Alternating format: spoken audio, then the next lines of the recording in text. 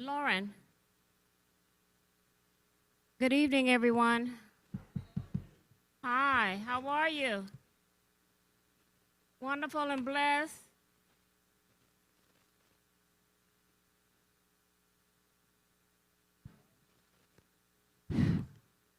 Is the mic up? Yes, now you can hear me. First of all, let me thank everyone for coming out again to this meeting. We do have just a little update on the extended stay, but I wanted to also share with you another project that's going to be coming to North Carson in the same district. And I did not want you to be blindsided because it has been approved. And to give you some information on it, it's a battery storage project that's coming to South Carson on Broadway. I want to have our attorney to come up because what I'm going to be asking everyone, we left off at our last meeting, you had a lot of concerns, and it was also, you were informed there was really nothing that we could do to eliminate, to get rid of this extended stay homeless project. And I just wanted to share with you what the city has done and what I'm going to be asking you to do to assist us in this endeavor with the unhoused extended stay project. So I had my attorney he's going to speak in a few minutes to give you an update on that. But please know that we heard you loud and clear, and the LA County heard you loud and clear. And at this moment in time, I think that hotel is 98% complete, and they're ready to move forward. But I think what we're proposing for you to do, did the girls pass out you some sign-up sheets for bus transportation to LA County?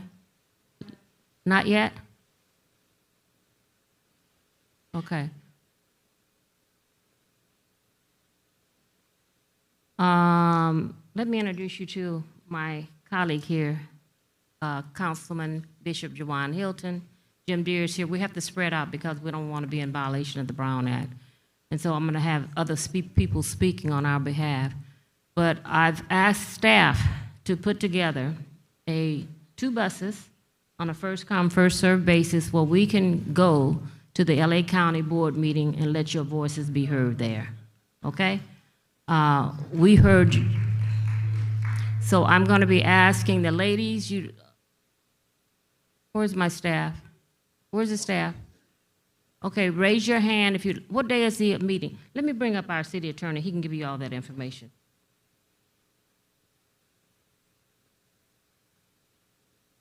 Let the bishop speak because he has to leave. He has an eye condition here. Greetings, everybody. Happy, what is it, Thursday to you. Although I am cool, I'm not trying to look cool tonight. I have what they call iritis in my left eye, and it's causing me not to see out of my left eye. So I'm going to get out of the meeting, but I wanted to all let you know that I'm here with you, I'm standing with you, and it's so important that we would get in front of this Weingart project. So I'm here, I'm available, but I won't be here the whole meeting, but I will be watching by stream, just letting you guys know that we're here standing together. I think I told you the only voice that was missing at the table when it came to this Weingart project was you. And there's a unique opportunity for all of us to go down to the county supervisor's office on May 19th, which is next Tuesday at 9:30 a.m. The city of Carson is going to charter a bus so you guys can go and hear about it and talk to those representatives who just dropped this in our community. And I think it's so important that you guys go and lend your voice. While this council has given our ideas, maybe they just say, oh, that's just 5 people. But people power, you all have the power to go ahead and turn things around. So I want to encourage you to make sure you hop on that bus. But I wanted to just come, as the mayor called this meeting tonight, I wanted to come and make sure that I presented myself in this town hall to let you know I'm standing with you. So thank you so much. I'm Jawan Hilton. I approve this message.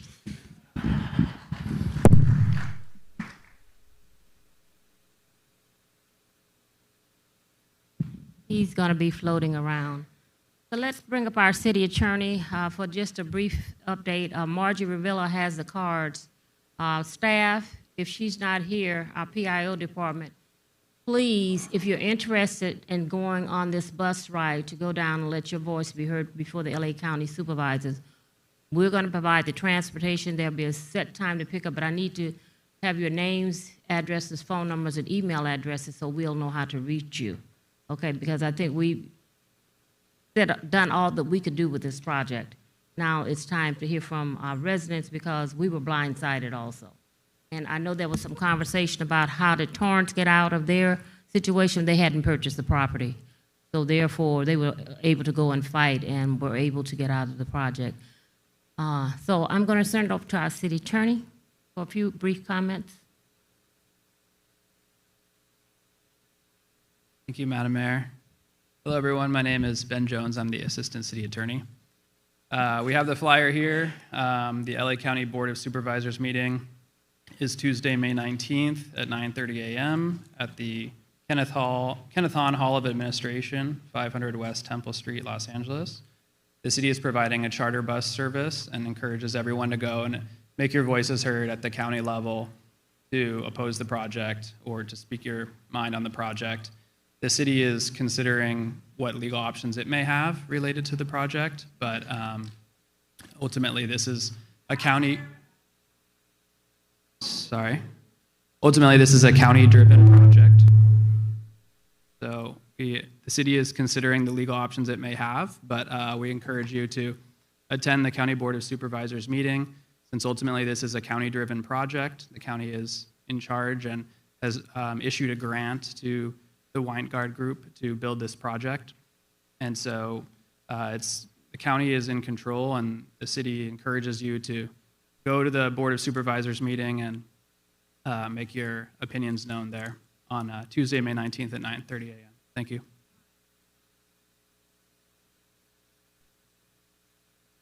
"500 West Temple Street, Los Angeles, California, 90012, the Kenneth Hahn Hall of Administration." They're passing the flyers out now, right now as we speak, and they're passing them out now. I think there's 2 48-passenger buses. If we fill them, it'll be 2, and you're welcome to drive on your own, but we're trying to fill 2 48-passenger buses to go down. Brian did not mention to you, but the city council gave him directions to file a lawsuit. And that's where we're moving in that direction, to file a lawsuit. We may not win, but I think it's important for everyone to know that the city is serious about what comes into the city. And at the last council meeting, I made it known that the city of Carson is not a dumping ground. We are not. We are a very vocal community, and we love each other here. And when one community is suffering, another is also. And I was concerned because I'm going to have our staff do a presentation on the battery storage facility that's also coming. But as you pick up these flyers, I want you to sign up. Will we have cards here later? Have you contacted Margie? Okay. Anyone that wants, hold your hand up if you want to sign up and go on the bus. Ladies, look around the room. Are there sign-up cards? Hold your hands up high.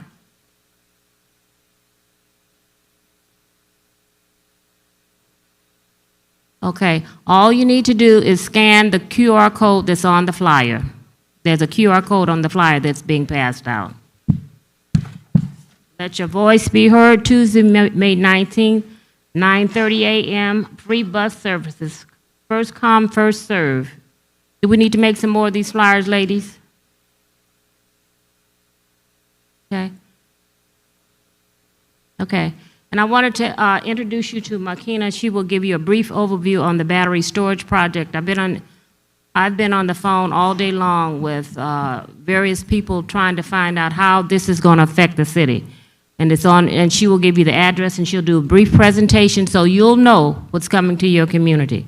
I was just informed also that our governor passed legislation which prevents, that allows companies to not do the CEQA process. I was concerned about why aren't these companies able, forced to go through the CEQA process. The governor passed legislation, laws that said they do not have to. Okay, so that's was thrown out of the window. So I'm going to introduce you to Markina. She's going to do a brief presentation just to give you an overview of what's happening. But I did want to let you know, and there was also conversation, I think one of our residents here mentioned about the security and when the social workers go home at night. I did meet with the staff, and they're looking at revisiting that. So when you go to the Board of Supervisors, that's one thing you should mention is that we don't want them leaving at 4:30 because that's when all the problems start in the evening, and that's the way they have them assigned today to leave at 4:30. It's 90% complete. I've asked them to look at the vouchers for other people and to see, because when I looked at this presentation that they gave 2 weeks ago, it sounded like a Section 8 program to me. I don't know of a homeless person that makes $32,000 a year and that has a voucher. So we want clarification on that, and if it requires a voucher, then why aren't you getting these students with vouchers? Because if they're homeless, they move to the top of the line. And so they're working with them. I just got a call today from a lady that she's being fast-forwarded because she's homeless. So why can't our students be fast-forwarded? So these are the things you need to be asking our Board of Supervisors when we go down. Make a list of questions, go down, and we'll be leaving here. We'll be there before 9:30. So the bus will leave here by 8 o'clock, and we'll be there at 9:30, okay? So show of hands, who's going to ride that bus? I need more people. Scan the QR code. You going to drive? Okay. It's $25 to park down there. I got you. Okay, so let me have Markina. She's our planning manager, and she'll give a brief presentation on the battery storage facility. And Markina, you want to start?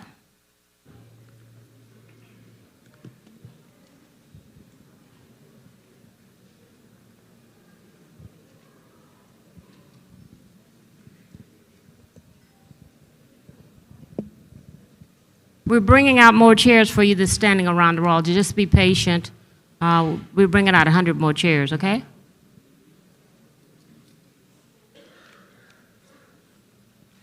Good evening, everyone. How are you? My name is Markina Alexander. I'm the planning manager for the city.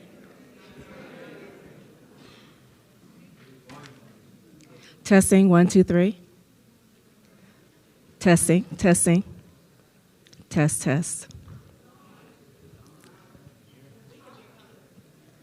Test, test, test. Testing, testing. Thank you. Okay, let's try it again. Okay, so again, my name is Markina Alexander. I'm the planning manager within the Community and Economic Development Department.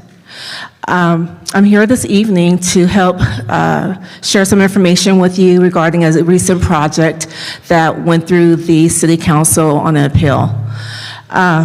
So this project is located at 18800 Broadway within the northern part of the city in District 1. And it had various entitlement applications, conditional use permit, a site plan and design review, as well as a development application. And in a little bit, give you a bit more definition or explanation of what those type of applications are. Before I get started, I also want to say that I'm really personable, so if it goes a little bit longer, you can kind of wrap me up, and I'll wrap it up as best as I can, but it's really important that we share this information with the community. So before I get started, I want to make sure that we all understand what a battery energy storage facility is. And basically what we're looking at is a facility that houses enclosures that have typically lithium-ion batteries, which is a hazardous material. And the purpose of this facility is to store energy on site, push it over to a substation, Edison, And when the various regional areas need power, they talk to each other, and the power is given back to the substation to energize the area. These batteries are typically housed in metal containers with cells, modules, and server racks. Giving a closer look, the BESS also contains cooling and control safety systems, transformers, and again, it's typically used in combination with other materials. And this is a closer look at what they look like on the inside. Going on to the project, this project went through the entitlement process, meaning that it was presented to the Planning Commission. The Planning Commission made their determination, and ultimately the project was appealed and presented to the City Council. This site, again, is in the northern part at Griffith Street and Broadway. To give you a bit of context, it's cat a corner from the Kaiser Medical Office on the southeast corner. And what you see are, when you see the rectangles, you see the rectangles are all the battery enclosures, which are about 138 of them. And there's also a substation that will be on site that will be shared with the facility as well as the adjacent Edison facility. This is an aerial view of the site. To the left, the one that looks a little bit vacant, that's the project site. And to the right is the Edison substation. And basically, there's going to be some underground lines to energize the sites, as well as an optic line that kind of allows both sites to communicate with each other. This is a higher level of an aerial to show you where it is in context to the surrounding areas. Admittedly, the project site is in the industrial zone, it's adjacent to industrial uses, but as you can see, it's also in close proximity to what we call sensitive receptors. Kaiser, as well as homes, a park, Victoria Park, and a little bit further east is Town Elementary School. Not to mention just north of it is the city corporate yard. This provides another aerial in terms of the rendering of what it could look like. So before I dive a little bit more specifically into this project, I want to acknowledge that these projects have an option to go through the state for permitting processes. And this process is called the opt-in program, and it's through the California Energy Commission. This is a state-level review, but it does not mean that that is strictly singular. The state does look into local regulations and doesn't alter city council's responsibility to evaluate it based on regulations, findings, and the administrative record. The state process, as Madam Mayor mentioned earlier, is a State Assembly Bill 205 that was adopted in 2022. It basically expanded the state commission's authority to oversee the permitting process of energy storage systems, which is this project we're talking about. But they still would have to hold public meetings and get input and so forth. And based from the California Energy Commission's website, CEQA would be required, it would be through an environmental impact report. So in other words, once the project is submitted to the state, is reviewed to make sure all of the material that's needed for assessment is submitted. Once that's confirmed, it's called a complete application. And based from there, that's what kicks off the environmental review, which could take about 9 months or longer, depending on the information that is provided to the state. This process still works with the cities. So for instance, this local government is required to participate in a mandatory pre-filing meeting. Some of the findings that the state looks out for is making sure that the project is in compliance with the laws, ordinances, regulations, standards, public health and safety findings, making sure there's no comprehensive environmental justice impacts, Again, the CEQA review, and making sure the emergency response is adequate. And the state also reviews to see if there's impacts to surrounding sensitive receptors. And again, what we call sensitive receptors are schools, parks, hospitals, homes, and so forth. So the project had the option to go through the state, but it decided to move forward with the city. And the city process is an entitlement process. Right now, we don't have any zoning regulations that's specific to this use, with the exception of hazardous materials. The city had the foresight to adopt a hazardous material ordinance some years ago. So this is one of the ways that we were able to capture these type of projects by requiring a conditional use permit. And then this particular project site is located, although it's located in an industrial zone, it also has a design overlay. So that also gave us some oversight in terms of how it's being designed and making sure that we have a lens of reducing impacts to the community. This project had a CEQA exemption for it. However, with the staff, we understood that yeah, you know, we look at it through the lens of a public safety, making sure that public safety is at the foresight of our approach. So we make sure it's designed safely, protection controls features are there, and working with fire and LA Sheriff's Office, and including being in compliance with industry codes and standards. However, you may want to ask, what's staff's concerns? A part of our review of the project is, again, leading with public health and safety. So we're looking at land use compatibility, making sure that wanting to see if there's any cumulative impacts to the community. We're looking at the size, the location, the operational characteristics. Again, looking at the nearby receptors. In this case, we have a Kaiser Medical Office that provides nearly 30 services. And then also making sure that emergency response.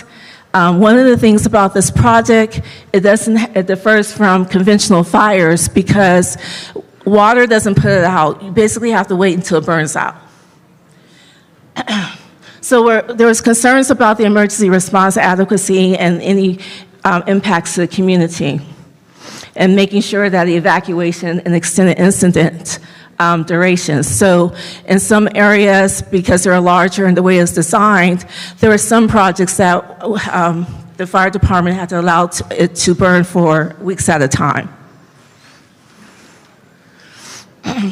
So in a nutshell, staff's concerns were that this technology was relatively in its infancy stage. We're concerned about the location. Again, we acknowledge that it is adjacent to industrial uses. However, we have to look at the comprehensive area. So what is in the surrounding areas? We are concerned about those sensitive receptors. And then also the public health and safety. Is there any long-term effects if there was a casualty event? And then going back to what do we call the casualty event with these type of projects are, these batteries could run hot, which is the thermal runaway. It could cause fire, explosions. Once it catches on fire, the gas dispersal, what's floating around the air, any impacts to the community, and projectiles that could affect the community. So based on this assessment, staff made a recommendation to the Planning Commission to deny the project. The Planning Commission heard this on March 10th, and they weighed all of the information that was presented to them. And by a 5-2 vote, they adopted the resolution denying the project and recommended denial to the council.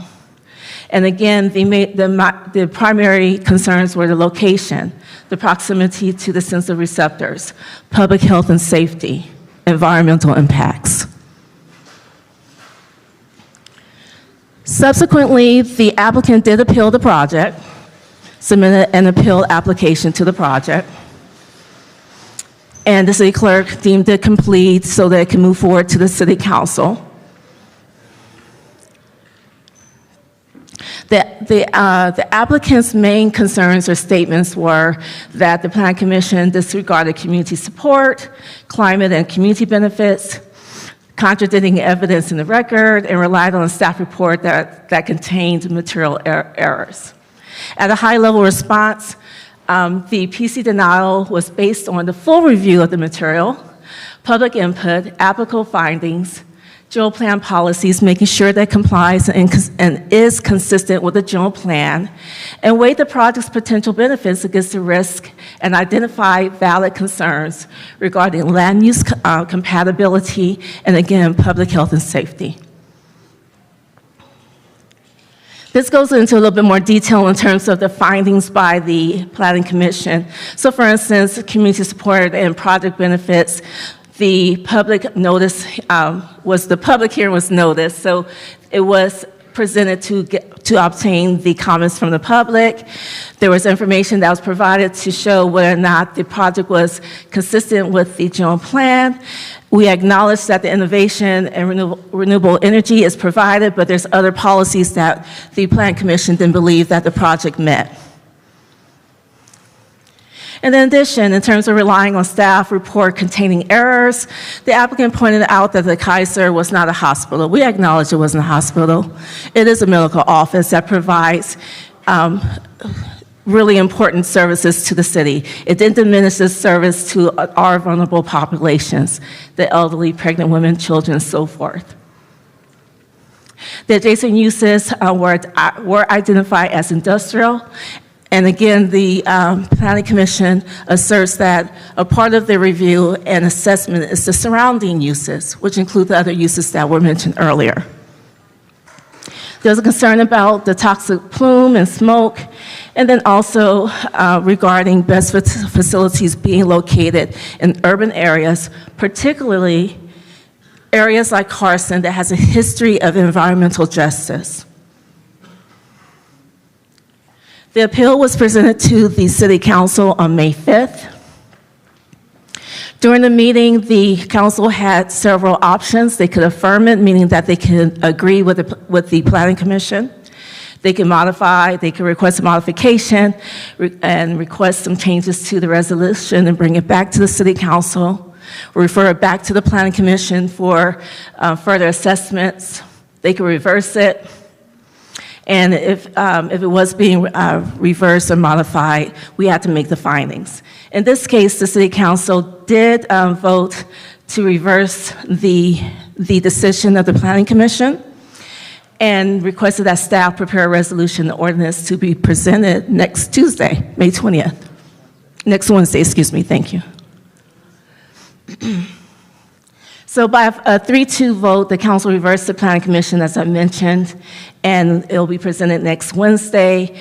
And the agenda should be posted I should be posted today, and you'll be able to review the resolution that was presented and all the related material, including the ordinance and development agreement.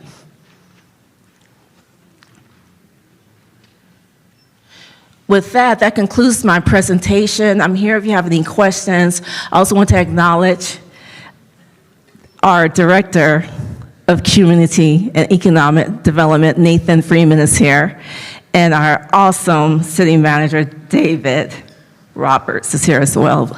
And of course, our Assistant City Attorney, Ben Jones. We're all here for any questions. Thank you. I want to know if the project is a go or no-go, because if they're going to have all this toxic stuff, they should have their own fire department. They shouldn't use city resources. Could you stand up? Anyone that wants to ask questions about this project, I need you to line up. This project will be presented to the City Council, and I'd like Ben, before we start, to talk about what we have done as a city, because it was a 3-2 vote. I voted no. To come on up and answer some questions about the project. But I thought it was important for you to know what was coming to your community, and so you're not saying, oh, I didn't know this was coming. We have a habit of responding after a project has come to the city. And as my tenure as your mayor, I'm going to make sure these town hall meetings such as this continue, so when you do have something that's coming to the city, you'll have a voice. developer said he did community reach out. How many of you attended a meeting? A meeting that the developer put on to let you know that it was going to be, this project was coming to your neighborhood. You never heard of it? No. That's what this meeting is about, to educate you and to inform you. They met with Town Avenue Elementary School, the students over there in that surrounding area, but you did not attend the meeting. Did you get anything in the mail? It's been going on for a year and a half. Okay, that's what this meeting is, to let you know and to let your voices be heard on the 20th, and make sure that we get our just dues when we start talking about a community benefits package. Mayor, Assistant City Manager. Mayor? Yes. May I clarify one thing, please? Yes. So the question was, is this project a go or no-go? And it's a go. It was approved last, on May 5th. They can't see the cameras rolling, but if we can have just one at a time in the mic versus Yes. everybody standing up, because then they can't be seen. Okay, we're going to have one at a time come to the mic, they said, because the cameras are rolling. So take one of these seats. We're going to have one at a time to speak. Ben Jones. Want me to speak about the community benefits? Or you want me to let them talk first? Yeah, let the residents speak first, and then you can answer their questions. Yes, ma'am. Good evening. My name is Dr. Tatanisha Timms. And first thing, I want to know, how can we get ahead and know what is happening and what developers are putting in our city? Finding out at the last minute is not okay. So 2 weeks ago, I found out about the project happening at the hotel, and then tonight I'm learning and finding out about this, understanding that it's already been approved by the council. So now my question is, why are we talking about these concerns when the city council has already approved the project with the 3-2 vote? And why it seems that we're playing fear politics with this project. If our city council found it was okay, why are we going against the council? So what's really going on? Okay. Thank you. It has not been approved. It's coming back to the city council, and that's why this meeting is here, so your voice can be heard, because this is the second reading. No, it's the first reading that's coming up to the city council, and it's on our meeting on Tuesday. Wednesday, we changed it to Wednesday because we'll be out of town. So I didn't think this project was going to pass myself, but it did. So in answer to your question, I think these type of meetings, when these projects come available, and at our planning commission, because they go before the planning commission first, then they come to us for approval.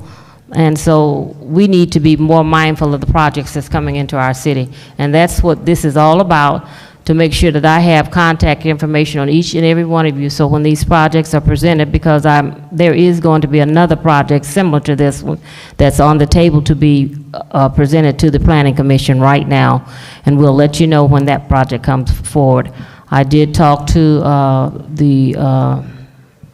people about why Carson, why not you going to the beach areas and all these other places, because their property is more expensive, and their feeling is that people in Hermosa Beach and your more influential areas will come out and, like you did, and respond and complain and kill these projects early enough. And so that's what I'm going to be saying. We're going to start looking at what projects are coming to the city, having these type of meetings so your voice can be heard. You have been coming. This is the second time this room has been filled to capacity. So it was 3-2, but it will come before the city council. I'm asking you to come to the city council, let your voice be heard on Wednesday. That's what I'm asking you to do. Yes, sir. Thank you. Thank you. My name is Curtis Caraway, and I live in Carson. Moved to Carson in 1978. And I do have a concern about this project that has been initiated. As a citizen and as a resident, I wondered if they were concerned about the value, along with other concerns that we have, about the value of the properties of the residents. That's something that I have a concern about by them bringing this particular factory into Carson, California. You may want to bring that to the attention of the people who instituted this concept. Thank you. Thank you. Thank you. The next speaker.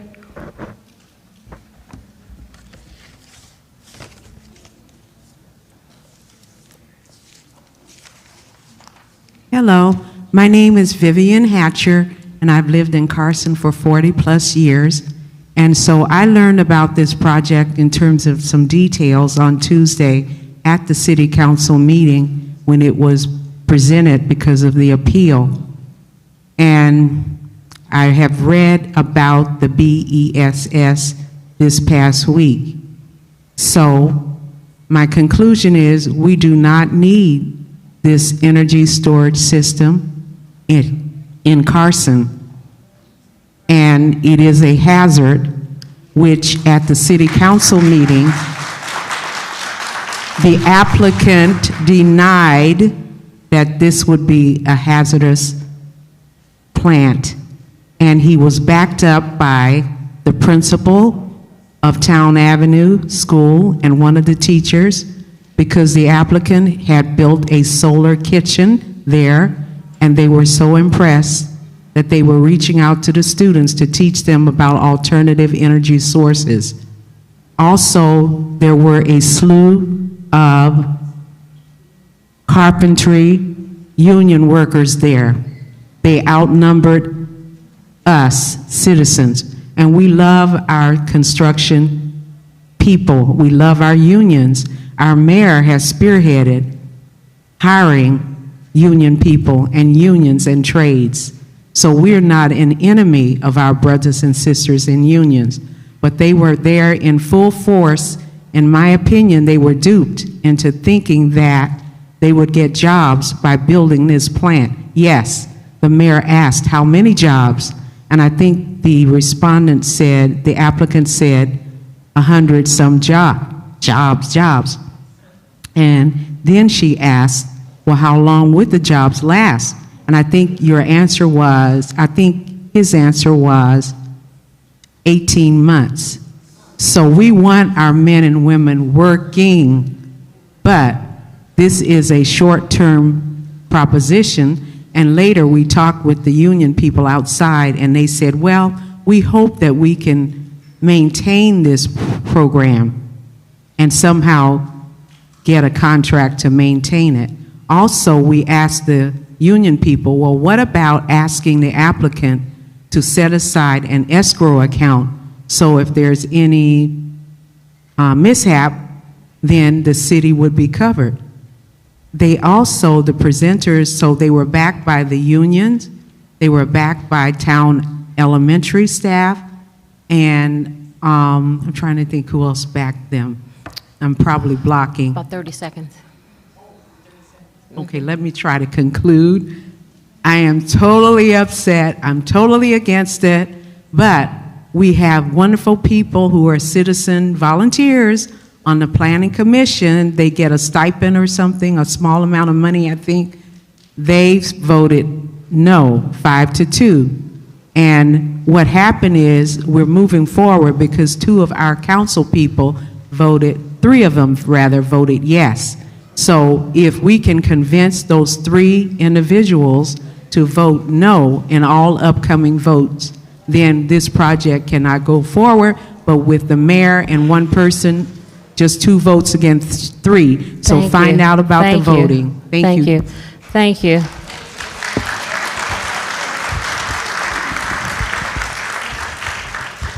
I have a union rep here, 2 of them, Tommy Fave, and I'm gonna ask. I want to ask you a couple of questions because you were there at the meeting also about these jobs. I hope you guys can hear me because I wear the mask. I have a 93-year-old mother at home. But I'm very concerned about this project. What are the impacts going to be to people's health and also to their property? And also, I wonder about this battery storage company. Are they putting up a bond with the city? And if so, how much is this bond? Is it going to be $2 million? That's not going to cover the cost for people's health and for their property. So I'm concerned about that. And also, I'm very concerned, will the next step be data centers coming into our city? And we all know what happens with data centers. Our bills go up, our utility bills go up for water and for power. There's impacts as far as pollution and noise pollution and, regular air pollution. So I'm just very concerned about this. Thank you. Thank you. I want to reiterate the fact that we were not in the House. You did not know about this event, this project, and that the governor's office passed legislation because they want to make sure that these type of projects are built, because this is the way we can get rid of fossil fuel, and that's, am I correct? Yes, it came out of his office. And it seems to me like the states and other governments are trying to take local control.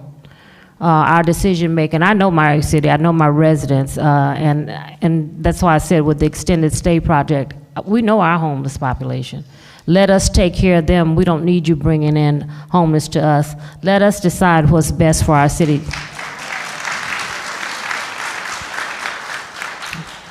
You guys elected us to be your voice, and I tell everybody that I meet with, I'm the voice of the residents.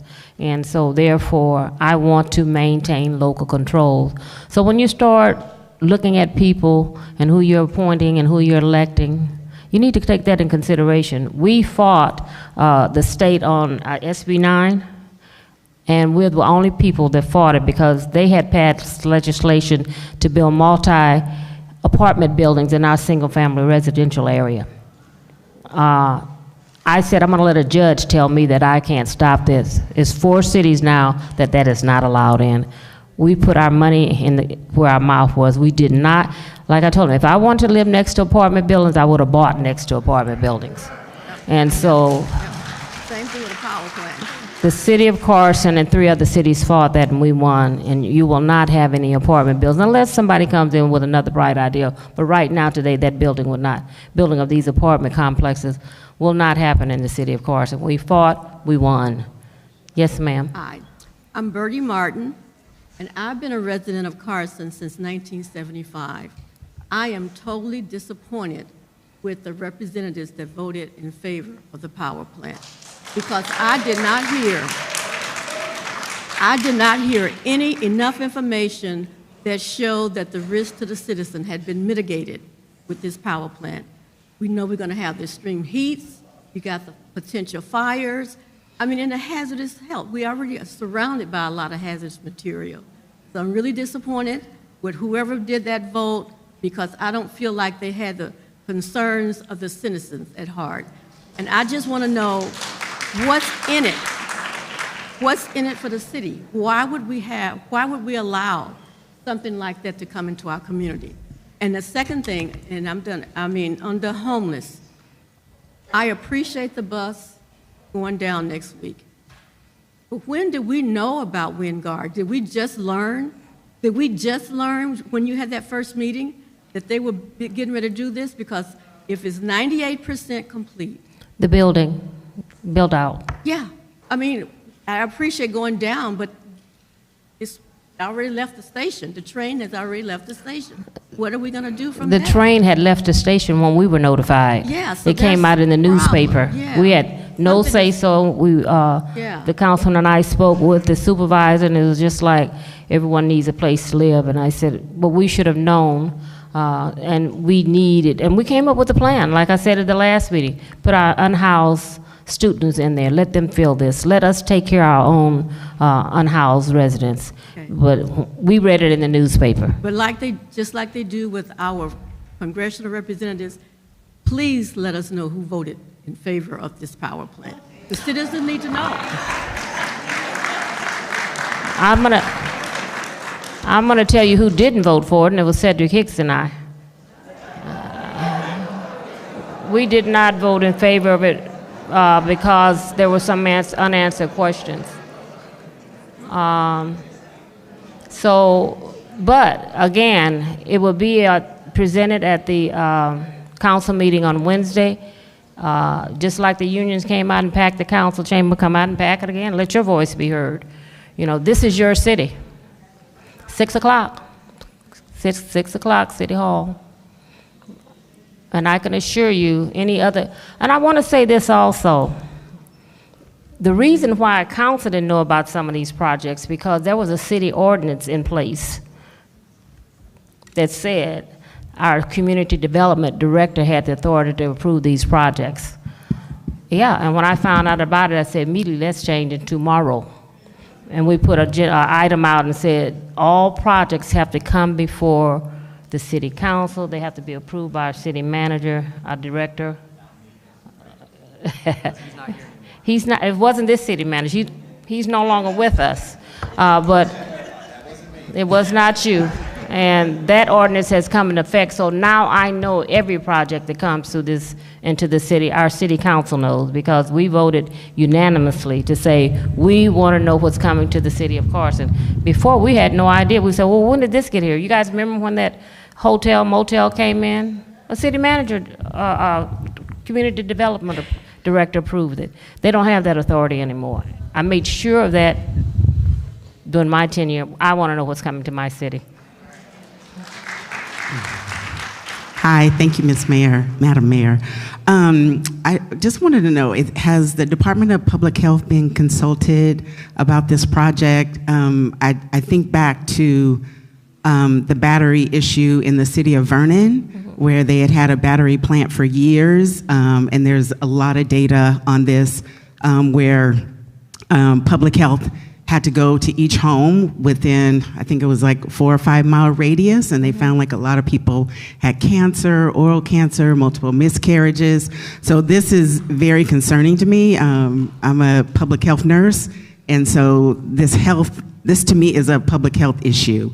And so just wanted to ask, has public health been consulted? When will the environmental studies be available, et cetera, et cetera? And for the record, totally against this. Thank you. Thank you.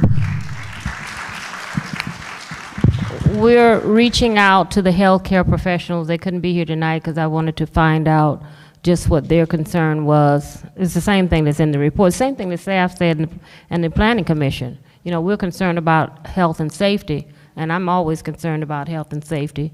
So your answer is yes. I'd like to get your number also, so staff can reach out to you, but I know our Planning Commission has been reaching out to representatives from Kaiser and also Torrance. They couldn't be here tonight.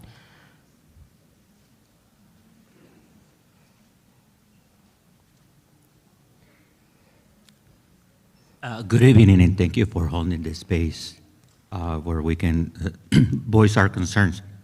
I had a crash course on environmental justice during my stay in a fancy hotel in San Pedro, where during 6 weeks, where I was denied access to my home because of the Dominguez Channel situation. Previous to that, since I'm a retired educator, I was diagnosed with lack of oxygen to my brain. That's what the nurse said at Kaiser, but they couldn't write it down because somehow they're connected to these people and they don't want to diagnose 20,000 Carson residents with that. But I know that that's what happened because I almost forgot my multiplication tables. But listen, this is it. What I learned is that because I am a descendant of a great-great-grandmother who's Afro-Mexican, and now I live in a community that's Afro-Mexican and is also Latino, they are going to continue to pick on us to dump all this kind of projects.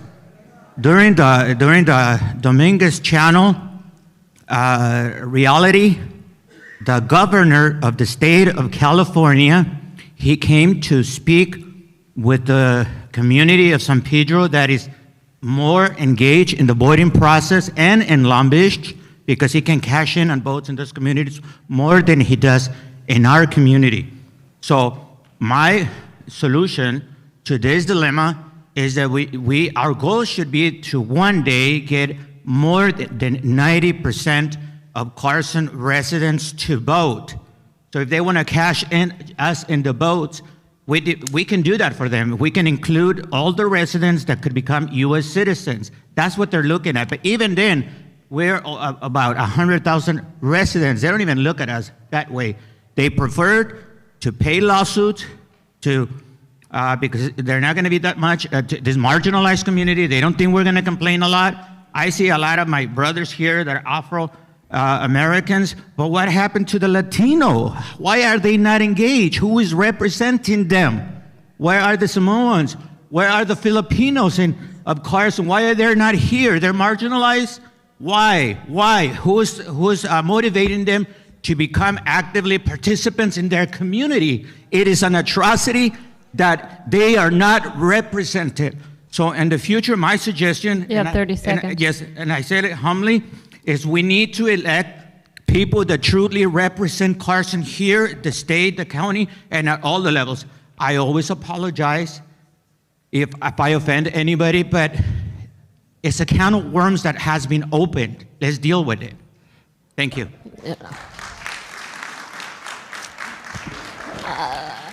Let me say that this flyer went out to everyone, all over Facebook. And people choose not to be in attendance. You can take a horse to the water, but you can't make him drink. And I want to make sure that our resident is informed and engaged. That is my #1 goal. I think the young lady came up early and she asked why it was, and I didn't, my brain went dead, why we're just getting this information. I explained that in my last statement. Before, the community director had full authority to say what came to the city of Carson. We'd be sitting up there talking about goals and objectives, and he'd be moving left and we'd be moving right. That is no longer the case. It's called changing a ordinance to make sure that we are notified first. Thank you. Good evening. My name is Vanessa. I grew up in Carson, moved back to Carson 3 years ago with a small child. Former federal staffer, I would like to know why there was a CEQA exception. This has already been approved, so why is this meeting happening now? It's not okay to fault the developer or the state. That's irresponsible, as well as the development person that was in that seat.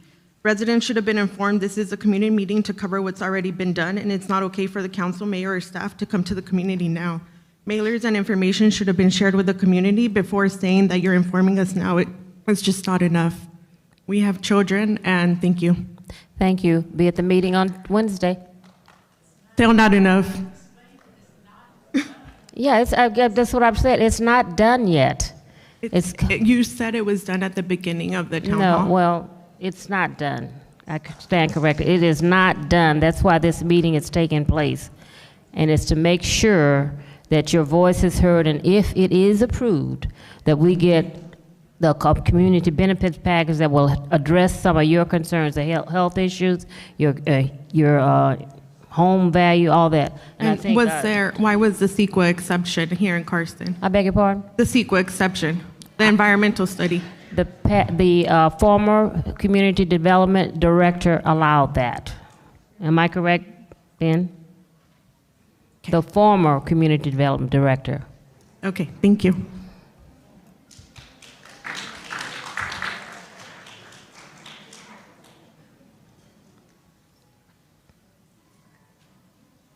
Good evening. My name is Betty Miller, and I've been living in Carson since 1994.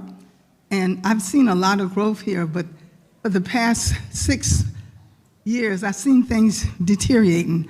I am really disappointed in this extended stay project.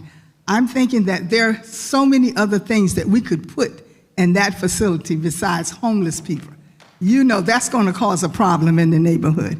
They are all having mental problems. Some of them have drug problems. We don't need that to spill out into the community. And this place is kind of like right downtown Carson because it's close to all of the business, a lot of homes, the trailer homes, a lot of private homes. And they're saying that they have security in the daytime. The people are not coming out in the daytime. They're sleeping from the nighttime. They're coming out at night. And that's going to be the issue.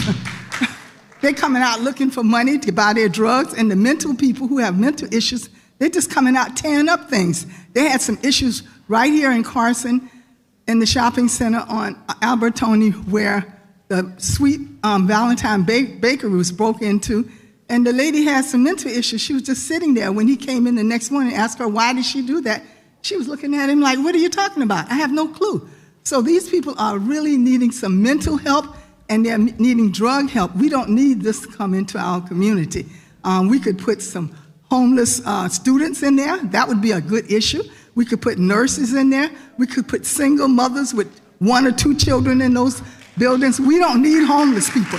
Take them somewhere else on the outskirts of town where there's not a lot of people. So this is going to cause a problem. And I'm very disappointed in the councilmen because they are the ones who did not inform us of these projects. They are the councilmen for your area. They should contact their people and have town hall meetings and let us know what's going on. But they keep it a top secret because it seems to me somebody's getting paid for doing this. No. It's true. Because why would they keep it a secret? Yeah, so I'm not Your happy. councilman had several town hall meetings. It's in his district. He's not getting paid. But they don't let us know about the town meetings. Well, you know, he's had several town hall meetings, several in his area. I have not invited. Okay, you will be invited. Your name is on every list, Thank and you. I'll make sure we have these town hall meetings. Thank you. Okay. Thank you.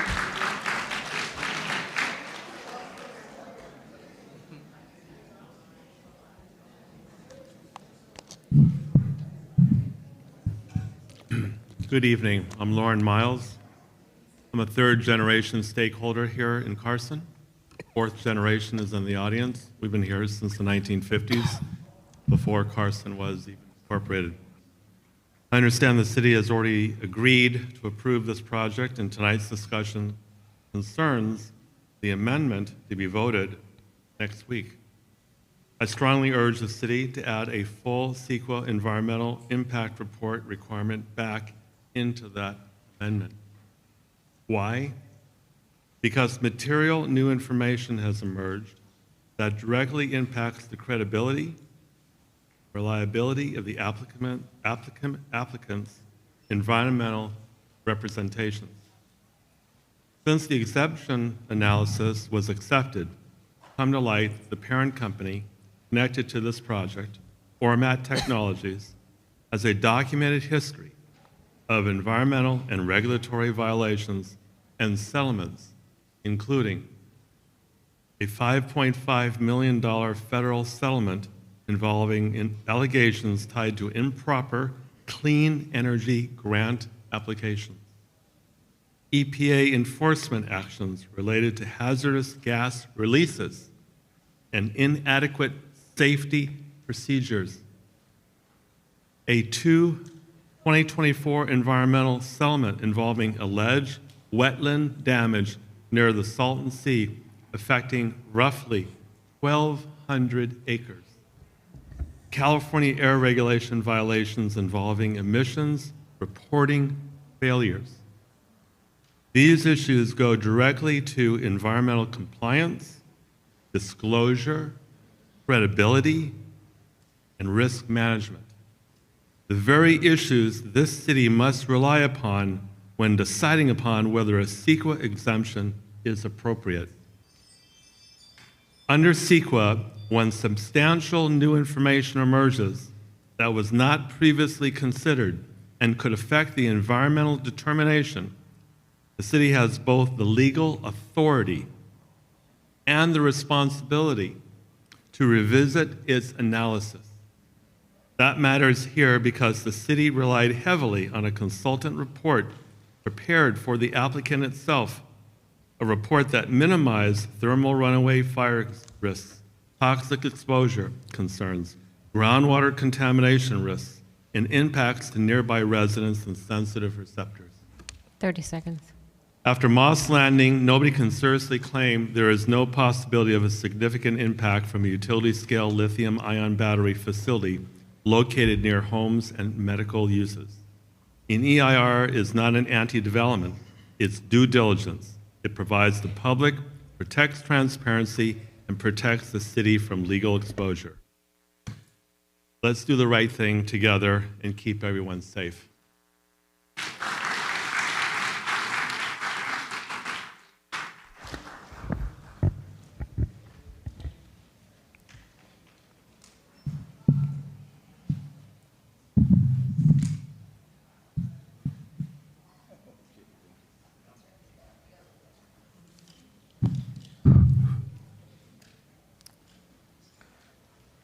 Good evening. My name is Robert Leslie. It's amazing here that the concern of the people in the community have the same common thought. The issue what we hear this evening is because of two things here. We hear because of the impact and safety. And the safety is that every time that you get a project come in here, as I testified before on this matter, it's not to try to keep the business people from building anything, but they're in a mixed-use area. It's not no light industrial. It's not no industrial area. It's a light industrial area where you have homes, medical facility, school only a quarter mile away from you.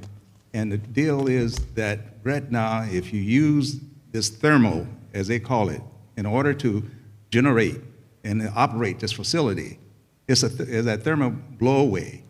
It generates heat, and you have to have water and other substances, in other words, to keep it cool, and it runs a contamination into the soil.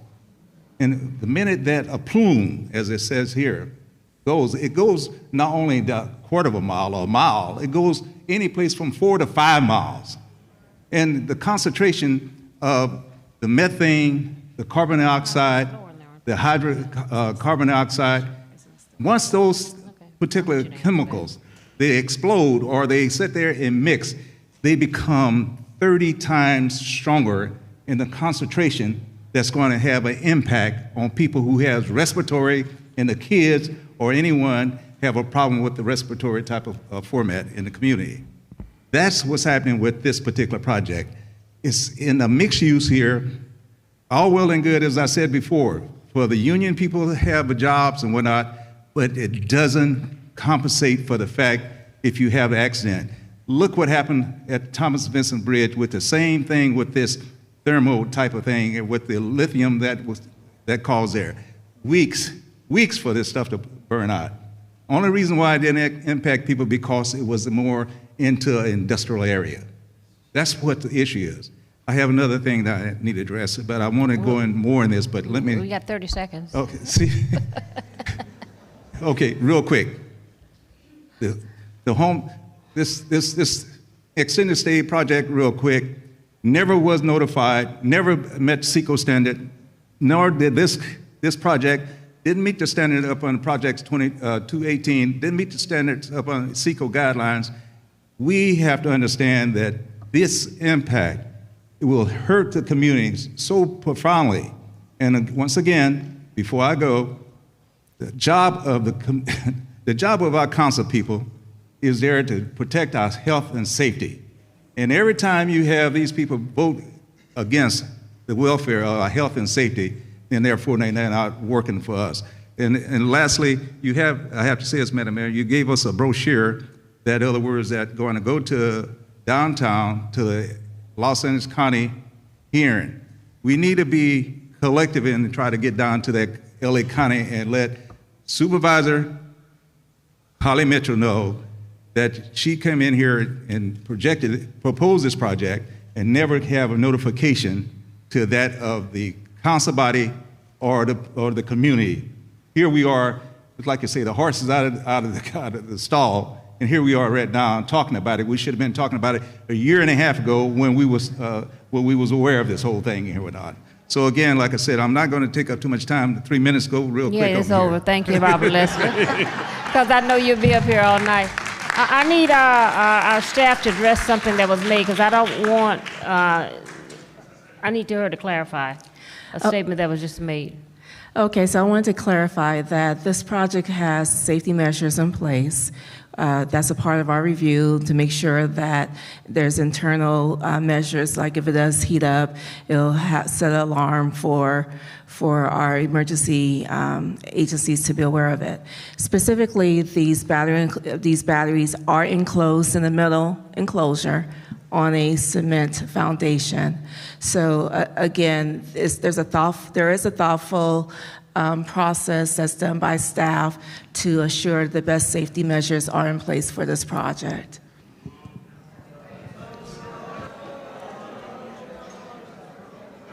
Okay, yes, yes, and what's included with this project is that there's additional setbacks from the property line. It's over 35 feet away from the property line. There's a perimeter, 10-foot fence. Thank you. She was just giving you some facts, and I want you to be just as excited on Wednesday when you come and speak. Okay? Thank you. Hi, I'm Hans Hogendam. By the way, the safety, does that include earthquake-proof for the building? I can only say one thing. I'm a little disappointed that we got this so late. If you guys have been working on it for a year and a half, would be nice to inform us early. You know, it's like a baby is born, you know that 9 months ahead. So that would be for us also nice to give us a little extra time. Let me clarify it again. We had a public community development director that didn't notify us, because in our city ordinance, it said that the community development director had the ability to approve projects without council's consent. That has changed since we found out about this project and the extended stay. So you did fire him? Where's my new community development director? He left. We have a new Yeah, because community. he's probably sad. We have a new community development Anyway, director. I know that Mr. Hilton was here earlier, and he is looking at the screen. He said that he was going to follow it. I will tell him the next election, I probably will run against him, because I am very, very disappointed. He never shows up in the neighborhood, only he calls you up if you want to sell your house. He's a councilman first in my book and a realtor second, okay? But I will see Mr. Hilton and I will run against him. Thank you. Thank you.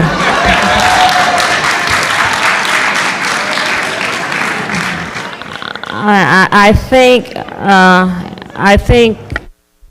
think our councilman voted for this project because he wanted to maintain local control. So I think that's his reason for voting, and he mentioned that. And we don't want to give up local control, but anyway, let me hear what you have to say. Hi. My name is Arlene Ward, and my concern is the fact that they're going to be using our local fire department should there be an incident. And I think that if they're going to have something of this magnitude, they should have their own fire department on site to mitigate any damage. And they should be thoroughly trained with the tools that they need to put out lithium fires, because they do sell stuff to put out lithium fires. And that they should have a lot of that, and they should have their own people there and not draw resources away from our communities, because we're taxpayers. Also, when I renewed my insurance, they said that I was in a low fire area. Well, guess what's going to happen? My rates are going to shoot sky high with this mess here going on. And are we going to get some restitution or some assistance with our rates? That's one of the questions that I think we have addressed. Yeah, we need to put that down too. Thank you. I did. That's all I have. Yeah, I met with an insurance agency just to ask that question. And the impact on insurance and affordability. The insurance industry is already tightening underwriting standards across California due to the increased catastrophic exposures. The introduction of a high-risk industrial facility adjacent to residential neighborhoods could lead to a higher premium to homeowners. Yeah, Could. and are they going to give every homeowner a kickback to help us pay our insurance? Yeah, so those are some of the questions that I'm asking. Yeah, we need to put that on the list too, because they need to give us all Because extra I wanted money to know pay from an for it. insurance agent that's here in the city of Carson, what would be some the risks that we'd have to be exposed to. That's a big risk right there. Okay. A lot of people can't even get insurance. Thank you. Thank you. Next.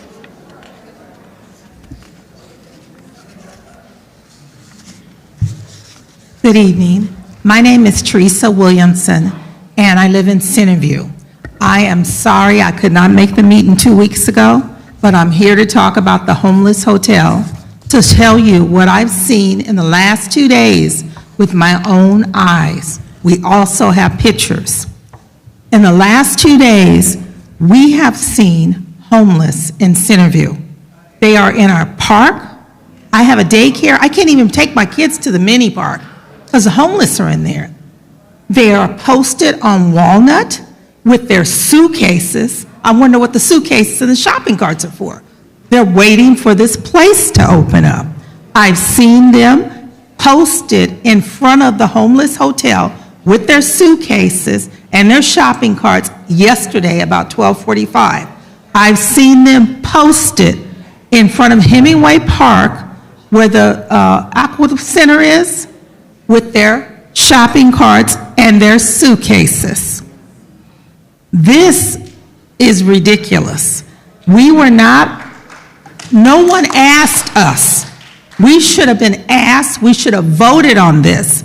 How do we have a homeless hotel come into our city? Our LA County supervisors voted. Okay, and Carson couldn't do anything? We couldn't have a meeting about it before they started tearing the place up and getting it ready? Now it's totally ready to go. I know about a year and a half ago I heard about it, and I kept hearing that we were going to have some kind of meeting about it, but we never did. So now our hands are tied, we're just going to have the homeless? Our hands were tied when the city council found out about it. Okay, Local control, we lost they it. wanted to bring it to the Torrance. They have better hands than us? They had not purchased the property in Torrance, that's why they were able to get out of the deal. Okay, And so Carson- there's nothing that can be done about this. Like I said, our community park, they are posted in the mini park. They are posted on Walnut. How would you feel if you're driving down your street to go home and there's homeless posted? No, nobody wants that. I agree. Okay, so what do we do about it? We're going to send our host team out tomorrow and make sure that they are relocated. Okay, we're going to relocate the homeless that are in Centerview, and then they're going to go home around the corner to their hotel? I don't know where they're going, but we do not have, like in other cities, the homeless encampments and things like that. We have 4 people that's designated to go, and any time you call the city's public safety, we're going to come out and deal with it. You do, and I did not know about yours until you texted me. Yeah, And I'm in the area. It's just been 2 days. Yeah. There is a picture. I hope you can put it up to show them what we are dealing with in Centerview. I just got your message the other day. Our staff will be on top of that tonight, if not tomorrow. I haven't contacted you, Lula. Someone contacted me about that issue. I got an email from someone saying that was homeless. It's several of us, because they're pretty hot over there. Talked about their daycare, the kids couldn't go to the park. There's several daycares over there. Like I said, we can't go to the park. We can't take the kids out. You know what I mean? It's ridiculous. We pay too much for these houses and too much taxes for this BS. And you're saying there's nothing we can do about it? If we were in Palos Verdes, there'd be something they could do about it. If we were in Redondo Beach, they would do something about it, but we're in Carson. So go down and there to the county. That's what I'm asking. I organize a bus. Go down and let your voices be heard. When this city council found out about this project, it had already been implemented. Did you guys just find out about it? We just found out about it, not today. No, I know that. Yeah. I know that. When it was posted in the newspaper, your councilman got on the phone and said, "What is going on?" Hilton, why are you putting this here? They originally wanted a Hampton Inn. They couldn't afford that. So they went and bought extended stay. Okay, but that's when the city council should have contacted us. Yeah, we should. At that point. When they tried Hampton Inn, we thought it was done. You can't afford it. No one said anything to the city. Am I correct, Mr. City Manager? And we said, okay, you can't purchase that, so it's off the table. We sent letters and said, we do not want this here. Heard nothing. Then all of a sudden, in the newspaper, it comes out we would purchase extended stay and we're going to have a homeless, an unhoused population. I called, I talked to her, and I'm thinking that at Hilton's town hall meetings that this was discussed. We're in districts now. I couldn't make that one, yeah. Okay, he's had several town hall meetings where this was discussed. Okay, and so you're here tonight after we just realized there's nothing we can do, and we're turning it back over to the community. Okay, so there's nothing that can be done about this I at always all? say I never say never. It's out of our hands, is what I'm telling you. It's out of our hands. I want the community to go down and let your voice be heard. That's what I'm asking you to do. I still think that when you guys did find out, you should have had the community meetings then. You're probably absolutely right. Yeah. Okay, thank you. Thank you, Ms. Williams. To the staff, let's address this homeless issue around Hemingway Park. Send our host team out, because they're out 7 days a week. Turn around this way, sir. Good afternoon, ladies and gentlemen. I ask for, out of respect for civility, let's save your booze for the end. My name is Richard Anthony Cubillas. I'm a veteran, proud Latino, and most of all, I'm a battery storage technician. I've worked in renewables for about 6 years. Okay, I used to work on wind turbines, and now I work at a battery storage site, 400 megawatts, 4 times bigger than this. And I just want to be here to help dispel some of the myths that battery storage is going around here. Excuse me, are you a Carson resident? I am Carson resident. Okay, that's who I want to hear from, our Carson residents. I got my ID to prove it. You don't have to. These battery storage units are safe. I've worked on these projects way bigger than what we have here. They do Let not him leach. speak. They do not leach poisonous water into the ground. They do not. 3 years. 3 years. Okay, let him speak out of respect. Okay, let him speak. We're gonna go. He's a Carson resident. He's a Carson resident. Let him speak, please. He has, I don't want to eat up his 3 minutes. He has 2 minutes and 30 seconds. I wake up every day and I check on my site, and I do this for 12 hours a day, 5 to 6 days a week. Our job is to make sure that these things never overheat, never go offline, and provide clean, safe energy to those who need it. I believe that this is the future.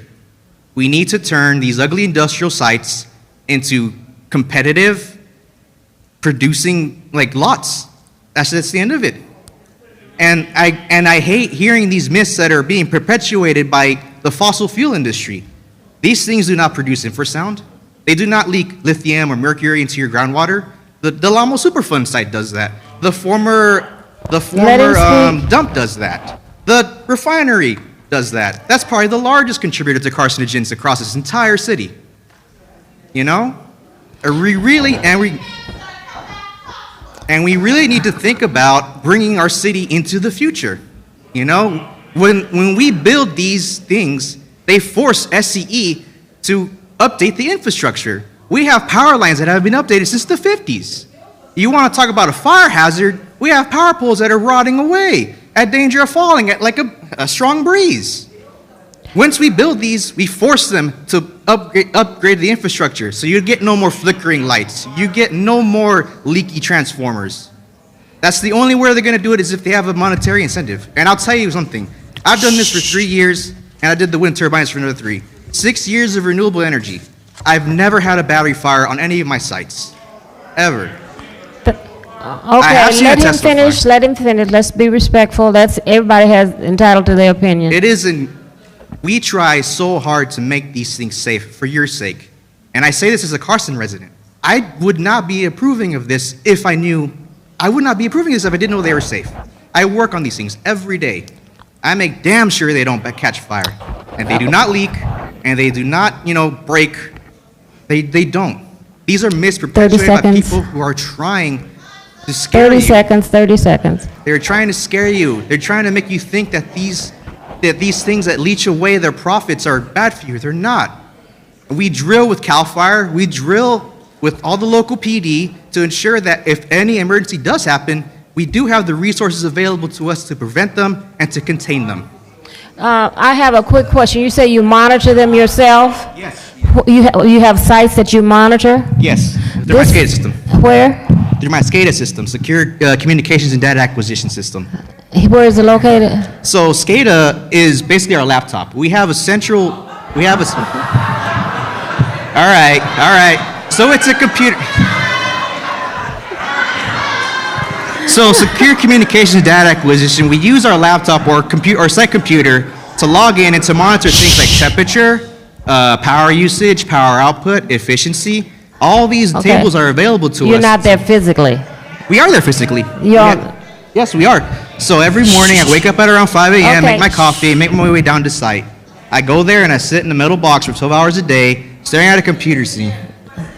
This is in North Palm Springs. North Palm Springs. Okay, thank you. Let's thank him for his information. Thank you.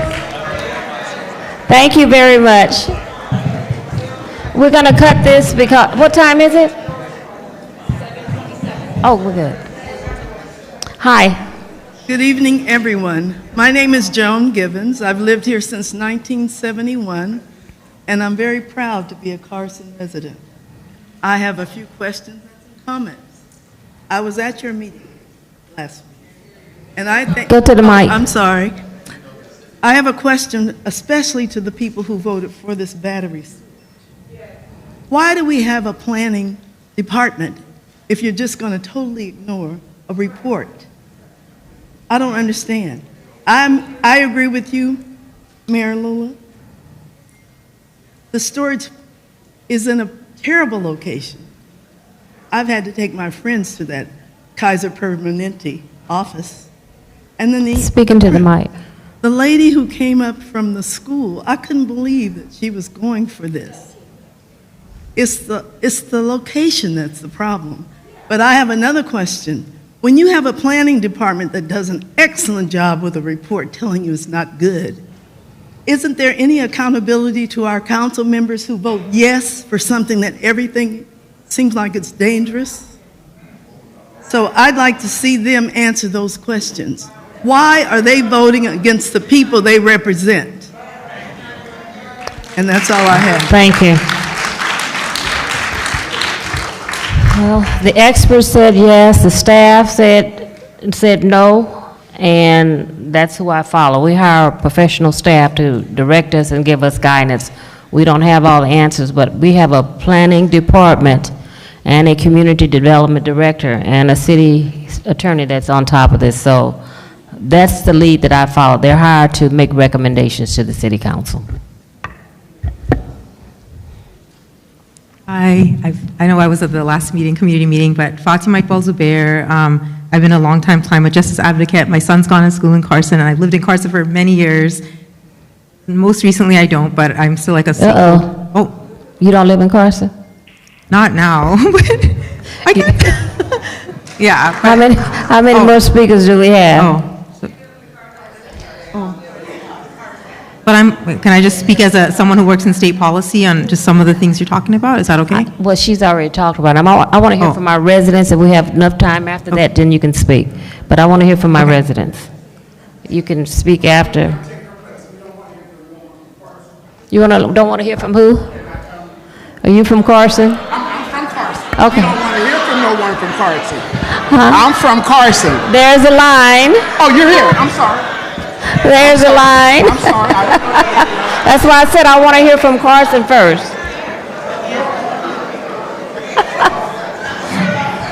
So I've been in the community for 59 years, and I documented what happened, what I saw yesterday with my eyes. When I came home yesterday at about 2 o'clock maybe, there was a homeless family on Walnut posted up. There was a Carson sheriff there. He was inundated with this. He couldn't do his other job because he had to watch this homeless family. I live in a predominantly black neighborhood. This was an entire white family with wagons and trash bags and 3 kids, a husband and a wife, taking over a spot where a homeless person already lives in that park. When it rains, that homeless person leaves that park and goes to our school and sleeps in our school, right there. So Carson is not even aware of the homeless situation in Carson and how it inundates this neighborhood. We are. And you say that the people will take over? Trust and believe. We have a picnic every year, May 26th, and I will show them this picture. And we are not the nicest people. We are Civil War babies. We are civil rights babies. Our parents own these homes, and we now own them. We come to this neighborhood. We are the best neighborhood in Carson. We get together every year and come back together every year. We come back together from all over the states and get together about our neighborhood more than once a year. So we protect our neighborhood. And when we call people that are not residents of Carson, who still invest in Centerview, they will move these people out. And then the police will be inundated again. And the paramedics will be inundated again. So yesterday I took a picture for people who do not believe me, how this affected our neighborhood. And these people were dropped in there from Long Beach because they had an autistic child who tore up the facility, and they were put out of that facility. And it was sad. I mean, it's a husband and a wife and their kids. They're doing the best that they can. But they didn't have the services that they needed. But we have kids and we have daycares that go to the park. The homeless people that live in there, they leave when we come. They're respectful. We don't know about these other people. Did you send me that text?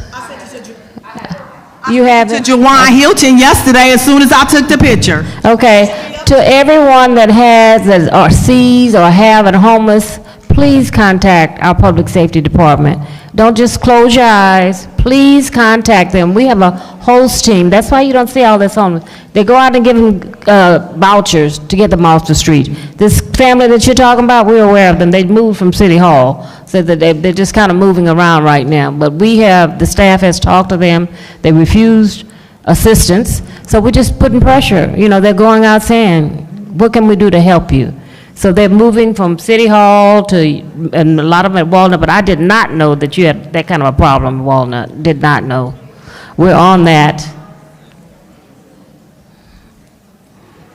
Hello, my name is Nicole Barnes-Hinkson, and I've been a Carson resident for 33 years. I am not going to reiterate what's been said here. I firmly agree that that location is going to create some major problems for our neighborhoods, and we're already hearing what that's going to look like. As a mental health professional myself, I can tell you people who don't get treatment for substance abuse for mental health, and there is no real structure in that location that is going to mandate that, that is going to become a big problem because you're going to have people acting out and using substances, and they're going to be out into our communities, and that's going to be a big issue. As far as the batteries are concerned, if the insurance people are telling you that your rates are going up, I appreciate all the monitoring on laptops, etc., but the reality is it's a potential problem. We know Chernobyl happened, they closed Onofre, all of these things happen for a reason, so why?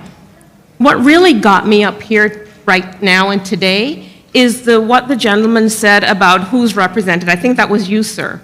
And the reality of Carson is, while we are a multi-ethnic demographic, we tend to only support what's happening in an area.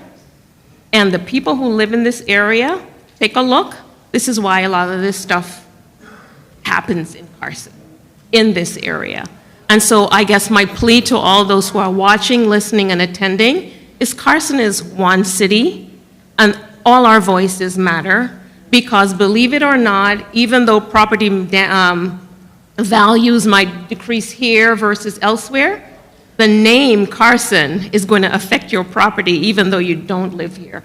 So in terms of speaking up, in terms of getting involved, in terms of really making an impact, I'm going to tell people we're all Carson, and it's time we acted that way. Absolutely. Thank you.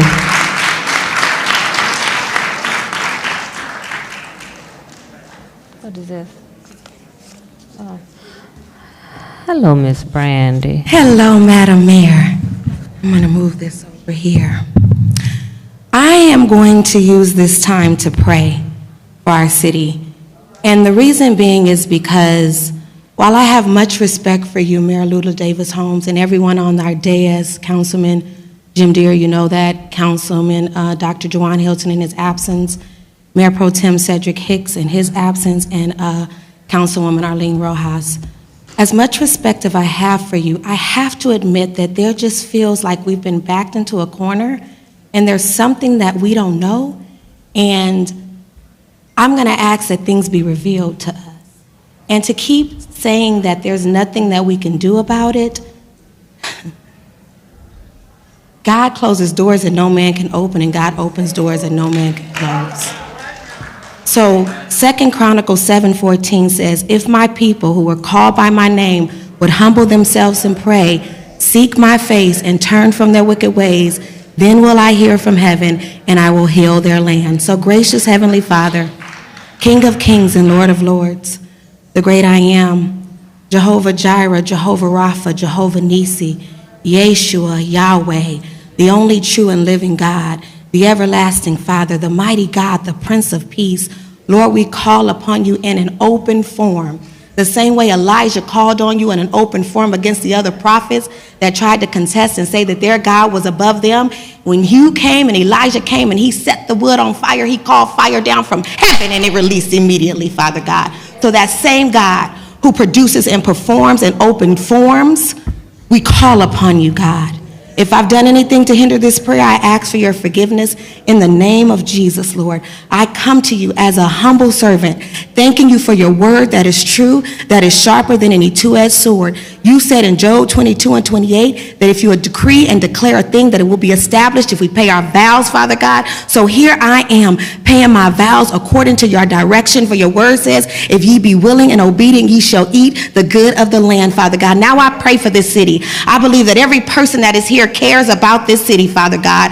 Open doors for us that no man can close, and close doors that should not be open. Everything that should be revealed to us, let it be revealed, and everything that is trying to be concealed from us, Father God, we call it to be removed right now in the name of Jesus, Father God. We pray over every facility that is attempting to come into this city. We pray over every site that is being developed on in this city in the name of Jesus, Father God. And whatever is not supposed to be here, Father God, do not allow it to come in the name of Jesus, Father God. And whatever you allow to come, we decree and declare, Father God, that it shall be done in excellence. Be thou glorified, Lord, in the name of Jesus. And so it is. Amen.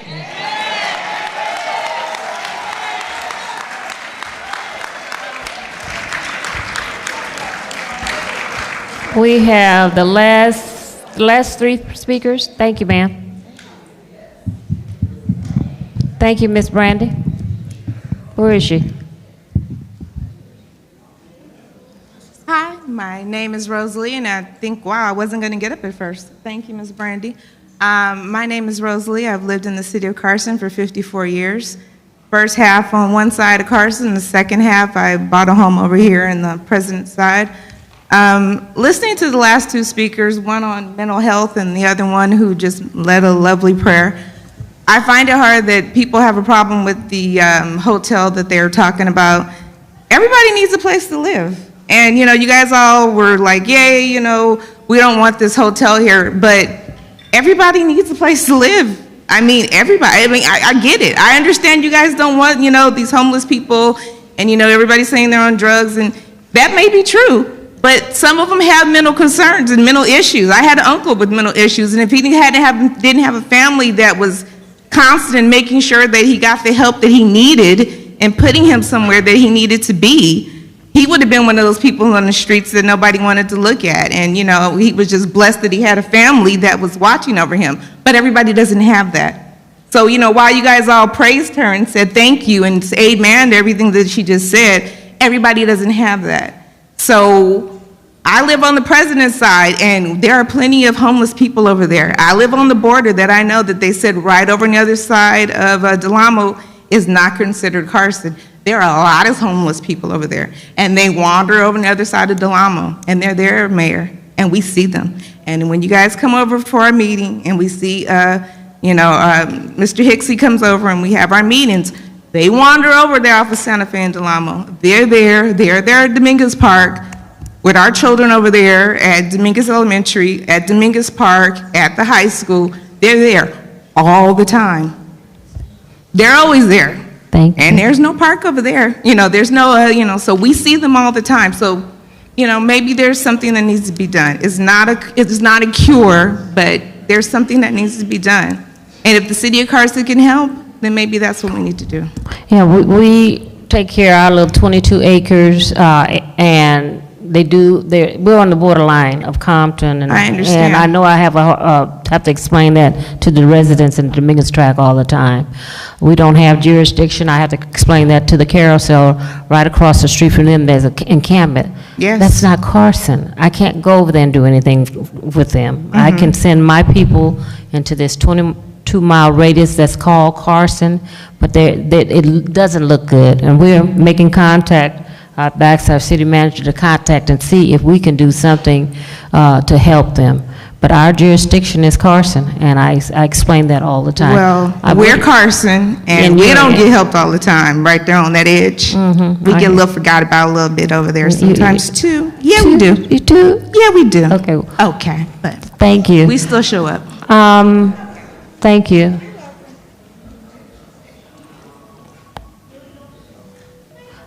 I want to say in response to her question, homeless do need somewhere to live. My goal is if we're going to take care of homeless, let me take care of my own. Okay? If you have a homeless population at Walnut, at Hemingway, let me take care of them. The solution to this, which would have been a model program, and I hope someone, when you get on that bus, if you had implemented the request was to give these beds to Cal State University, Dominguez Hills, our future, that's who can go into that hotel, okay? Because they're sleeping in their vehicles, they're trying to go to school and do the best that they can, but to take those 104 beds and give them to someone that doesn't even know where Carson is, I'm appalled. You know, I have homeless right here that need to be housed. Let us, not me, take care of our homeless population. Yes, they do deserve somewhere to live, but I want to take care of mine. I don't want to have still 1,500 or whatever homeless and not bringing in 100. That doesn't make sense to me. So the message that I want to get out is, if at all possible, house those students that are at Cal State University, Dominguez Hills. Since the project is already approved, let the city decide who goes into the homes. Okay? Let me take care of our own. Let us take care of our own. We're good at that. Thank you. Hi, my name is Gary Brooks, and I've been a resident since 1984 in the city of Carson. Honestly, everything has been said, and some things have been said I didn't even know about concerning the homeless housing projects, so I'm going to skip over that. But I do want to address the BESS facility. Like I said, I'm a retired engineer, but I do have some experience. It's been a while, but with environmental impact reports. And so I think it was stated that this environmental impact report has not been done yet. Is that what you're saying? It was not done. It was not done. The reason I'm asking that is because on that list, on the environmental impact report, there's supposed to be a list of what is defined as the environment. And for each one of those checklists, you have to put down it has a negative impact. In other words, it doesn't, our project doesn't touch that, or you have to sign off that yes, it does impact, but then you can put down your mitigation on how it's supposed to be done. Okay, if that is not found to work, then that is when a full-blown report is to be done for that item, okay? I do not see how you can have hazardous material, okay, and then you address the fire, the impact of fire. I don't see how that will pass, okay, when you're within an eighth of a mile of housing. There's just no way, and I know the young man spoke about, you know, he worked at the facility and everything, but in business meetings, they don't talk about safety in the worst case. They talk about whether the risk is worth it and how much money they're going to make. So I would just like to alert that. I didn't know anything about this, but Mayor, I plan on going. Thank you. Thank you. The next speaker, we have two more speakers, and then I want to hear from our city attorney. You can go over community benefits. Good evening. My name is Theo Blake. I've been a citizen of Carson since 1994. First of all, I want to say, Mayor Davis, I feel that you love this city, and I appreciate it. I do. I want to say, first of all, about that battery storage. initiative here. You know, across the country, there are initiatives, and Texas and California is leading the way for these things from a state level, and like the mayor says, coming down from Governor Newsom. So we should be angry at Mike Gibson, who sits in the seat, who should be informing his people. Then there's Holly Mitchell on the homeless side there. So we have other people to give us early information about these things, because Carson sits in the county of Los Angeles in the state of California, and we elect those people. So we want to remember this when election time comes, okay? Also, Carson, we got to keep our ears to the street and get this information early. We need to be early adopters of anger and not be reactive. We need to be more proactive. And to be more proactive, you need to have knowledge. The reason they don't go over in Redondo Beach and Torrance, because we are the least resistance. They know the pushback they're going to get from there because they have knowledge early. They're angry early, right? Because they're getting this information. And it's not on Instagram, it's not on Facebook. You got to go look for it. Thank you. Thank you. This is our last speaker before we turn it over to our Assistant City Attorney. Thank you. I'm just coming here with love. My husband and I bought Just a second. Everyone, make sure you signed in. This is going to be my to-go-to page when something is going on. I need this information. Everyone needs to sign in. And I want to thank you, those that are here, for coming out. And so say your speech. Oh, it's not. I'm coming out of love. My husband and I bought our first house in Carson. My son grew up there, my first kid, and I'm an organizer. I'm an environmental justice climate organizer who still organizes in Carson. I'm there almost every week. Just very recently had to move. Okay, but my day job is in state policy, and so what I was going to say is kind of aligned a little bit what the gentleman said, is that there's a lot of bills up there, a lot happening. One is the gutting of CEQA, the California Environmental Quality Act, which I'm sure you all know about, and this is causing a lot of issues. It's why we have things like this built, right? It's why we have housing laws coming down, right? And a lot of these housing laws aren't following CEQA, and it's being built. So I was going to talk about the threats to CEQA. It's all coming from the state level. 3 minutes. Yes. Okay. Yep, thank you. The state level. Battery storage plants too, there were 2 bills up there that didn't make it through, right? And the bills were to put a buffer zone, to have safety measures. So these are things I just think residents should be aware of, because we can advocate for it, right? And we can say we don't want these kind of things in our community, but it starts at state policy. The other big threat that just getting ahead of it is data centers. AI is a really huge threat, and they want to build data centers in communities like in Black and Brown communities, because they don't care about Black and Brown communities. And so just be aware of that. And there is a pay-to-play system, right? There's a reason certain politicians approve these things. Say no to data centers. Exactly. Yeah. Yes. And so it takes up a lot of water, right? And so all that to say is, I think if you engage, you can come up with really good housing policy and really good policy. Because I hear the gentleman that created jobs, I hear the woman that wants housing. Everyone deserves dignified housing, but there's a way to do it. And the reason I think we're feeling left out, we're feeling left out, is we need to be more included in the policy-making process, like the mayor's giving us time to speak, right? We need to have that at every level, where early on, before bills are made, right, that you are learning that. That's all I wanted to say, and I want to make myself useful. I told anyone here, I work in state policy as an advocate in my day job, so I'm happy to, help with any of that happening up there right now. The budget just passed, for example. Thank One you. of the budgets. It's a huge thing that happened. Thank you. Thank you, thank you. My city manager, whom I call the CEO of this operation, has a few clarifying points before we turn it over to our assistant city attorney. Oh, okay. Thank you, Madam Mayor. Can everybody hear me back in the back? Can you hear me okay? It's quasi, you saying not really? Let me grab a different mic. Here, use this one. He said this one. Testing, that better? Okay. So, good evening, thank you everyone. My name is David Roberts, the city manager. For those of you that don't know me, I'm not the Dodgers manager. He's more handsome and gets paid more than I do. But let me just clarify what has been kind of asked or stated in regards to the project Home Key. Number one, we were notified as a city about Project Home Key. We were notified, and there was the notification was via an email to me to state that the Project Home Key was coming to the city, not to the city of Carson, it was coming to an unincorporated area of Carson, which means LA County. My response was, thank you for the notification, best of luck, LA County. It's not in Carson, why should we, or what is it to us? Couple months later, we get word, as Madam Mayor mentioned, that it was going to be at the Hampton Inn.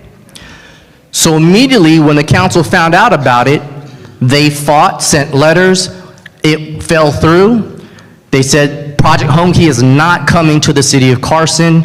They could not afford it. Didn't hear another word after that. Later on, we get word that yes, Project Home Key is back on again and it's at the extended stay. Immediately when the council found out, Dr. Hilton received sent a text message to the supervisor at 5:45 a.m. and said, what is going on? We thought this project was no longer going to happen. Her response came back. They said, this property has already been purchased, it's by right, and as the young lady just mentioned, state policy, the governor has enacted this process to state that cities cannot even deter a project like this from coming, or you will have funding cut from your city. That was the response. So immediately there was an action call. That was the mayor, Dr. Hilton, because it's in District 1, myself met with Weingart, met with the county. We found out, and along with Cal State Dominguez Hills, Cal State Dominguez Hills said we have over 1,500 unhoused students. The council in their infinite wisdom said, how about we allow the unhoused students to go into this project? The county, Cal State Dominguez Hills, and the city all agreed. As a matter of fact, the CEO and the attorney for Weingart was there. Ironically, those are the two individuals that were released from Weingart on paid administrative leave. We then reached out to the county and said, are we still moving forward with the project when there is all these fraud implications that are happening? Their response was, yes, we don't have an issue with the company, there's just concerns with those individuals. So that project moved forward. We said, okay, then at least we know that this project's gonna be moving forward with 100%, all 104 rooms to be supplied for unhoused students, because we have 1,500 unhoused students in Cal State Dominguez Hills. Everyone agreed, everyone was moving forward. That was the last we heard of it. It wasn't until about a month ago that we got notice to say, we're ready to move in, we want to have a meeting and let everyone know that we're going to open up the facility. Oh, and by the way, 0 students from university will be entering into this project. We got on the phone immediately and said, what do you mean? We had an agreement that there was going to be 100%. They said, nope, can't do 100%. We were able to do maybe 75%. So then we began to say, well, what about the unhoused veterans? What about the single mothers that have children? How about them? They said, Weingart stated, we cannot allow unhoused mothers with single children because we don't provide facilities for children. So we said, okay, if it's unhoused veterans, we're open to that, but it's not a good population mix to have unhoused veterans and students. So then they came back and said, okay, we'll let you know, but we don't believe we're going to be allowed to do this project because we don't think Weingart wants to do this. Well, we had no contact with Weingart because the CEO and the attorney was on paid administrative leave. We said, can we at least talk to the interim CEO, the interim attorneys? Crickets, no response. So that was immediately when Weingart put the notice out. let us know. That's when that town hall was met, what is it, 2-3 weeks ago? Then you all came and was able to speak. Then you noticed that they didn't have their interim CEO. They didn't have their interim attorney here. They had a representative who is a project manager that works on putting up wood, nails, and glue on the facility. They don't know much about the project, the programming, your concerns that you had. Those were the issues. So therefore, the council said, let's have another meeting. Let's get together. Let's get the same energy that we had at the last meeting, and let's get down to the county's office and let them know that, yes, we can do something. That's why we have our city attorney here tonight to tell you about what's going to happen and what we can do. There are measures. We're just not going to tell them what it is that we can do as a city. But I'm telling you, we can do something. It isn't we can't do nothing. We can do something.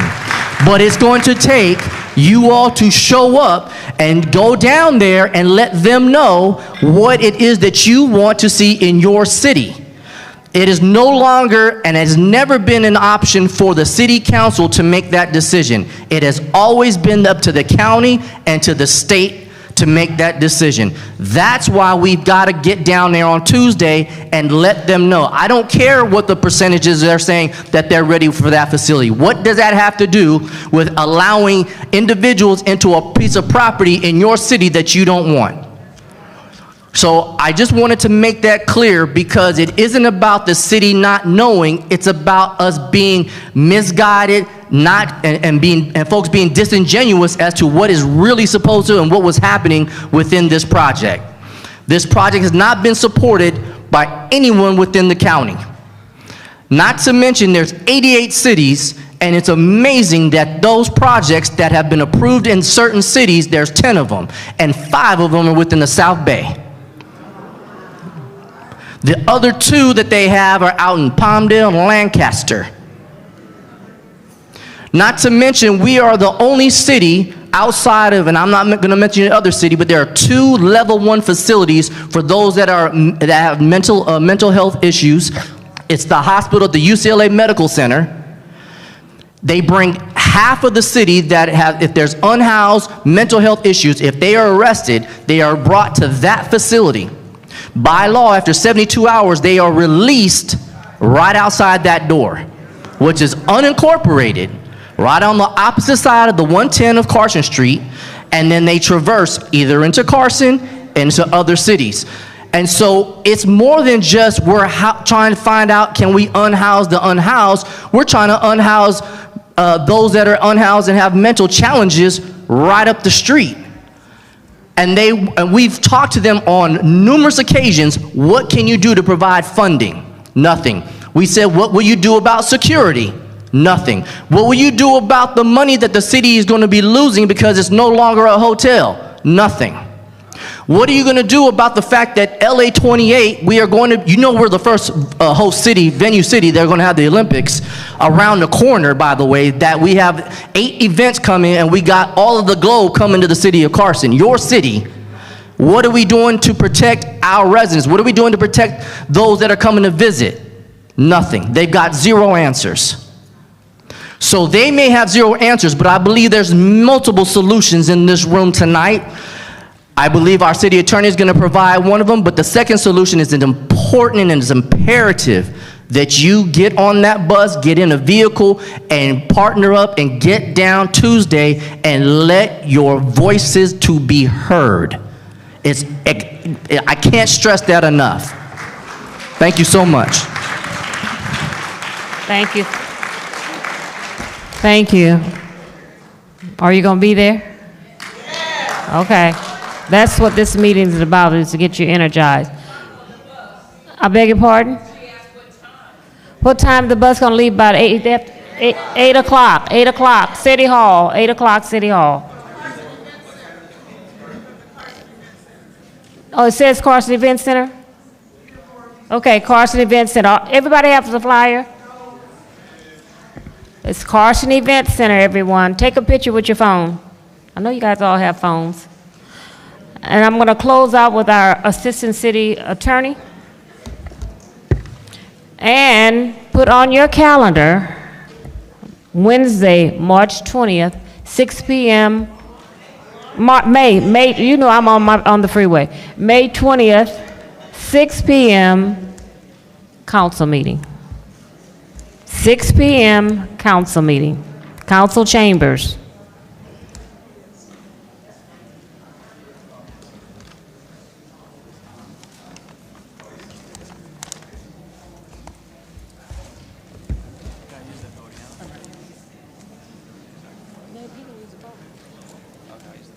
Because it goes out further.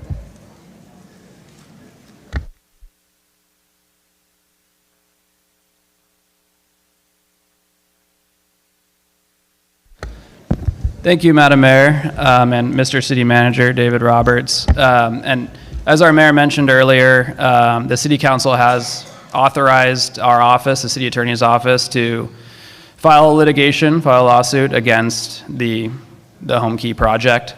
So we're currently exploring that option. And in regards to the battery energy storage project, our Madam Mayor also mentioned the issue of local control. So the concern being that if the city were to deny the project, the developer would turn around and go to the California Energy Commission and get an approval through the state, which would leave the city out of the process. So by working with the developer through the city's process, it allows the city to potentially get more out of the project, more community benefits out of the project than the city would get if the developer went through the state process. So bear with me, I have a list of about 18 different community benefits that are currently being proposed if the project is approved. There's a development agreement that currently proposes about 18 different buckets of community benefits. So I'm going to go through and list them. So the first one is development impact fees, which is to pay for things like a new fire station, new police station. That would be about $200,000 worth of that. $357,000 worth of operating and maintenance expense payments, a battery fee which is tied to the purchase of batteries for the project that would go anywhere from $250,000 to almost $1.5 million, in addition to the sales tax revenue that the city would get from the purchase of batteries. Then there is there's a few safety-related community benefits, so a requirement that the developer conduct pre-operation safety meetings before the project goes operational, community meetings to talk about safety related to the proposed facility. Then they have to conduct annual safety meetings each year while the project is operating.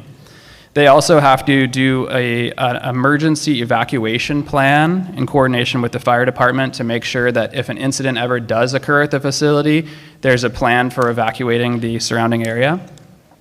They have to maintain a telephone hotline that residents can call 24/7, 365 with any complaints or concerns regarding the facility.